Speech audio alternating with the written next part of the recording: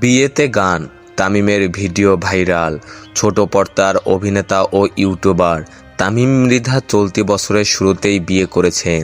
সামাজিক যোগাযোগ মাধ্যমে এক স্ট্যাটাসে নিজের বিয়ের খবর ভক্তদের সঙ্গে শেয়ার করেছিলেন তিনি। তামিম জানান তার স্ত্রীর নাম রাইসা ইসলাম।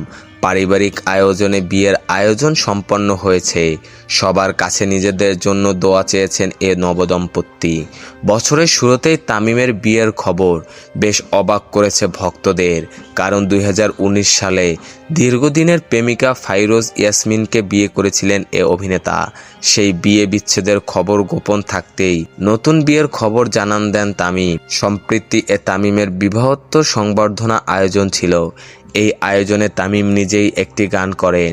সেই গানের কথাই ছিল, আজকা আমি পাইছি একখান মনের মতো বউ। গানটির ভিডিও ব্যাপকভাবে ভাইরাল হয়ে গেছে। নেটিজেনদের আপত্তি থাকলেও হাত ছাইড়া দাও দেওরা গানের সুরে গাওয়া এই গান অতিথিরা বেশ উপভোগ করেছেন। তামিম চলতি বছরের শুরুতে বলেছিলেন, আমি অতীতে যে সম্পর্কে ছিলাম সেটা অনেক আগেই ভেঙে গেছে।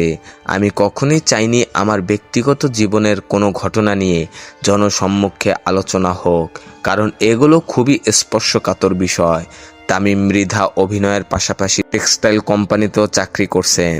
এছাড়াও নিজের ইউটিউব চ্যানেলে তার গান প্রকাশ পেয়েছে। বেশ কিছু নাটকেও অভিনয় করতে দেখা গেছে এই অভিনেতাকে।